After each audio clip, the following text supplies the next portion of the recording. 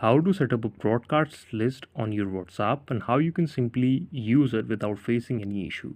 Now, first thing you need to understand is if you do not have a broadcasting list on your WhatsApp, you simply have to open it like this. And on the home page, you can see a lot of details here, but I will simply click on the three dots that is in the top right of the screen and then click new broadcast list. From this menu, I will add some peoples to my broadcast list here in my account. Let me just select that I have created a broadcast list. At least two contacts, I will select TMRC, and then the broadcast list is now created. If I will enter any message in this, they will see and they will all get the notification at the same time.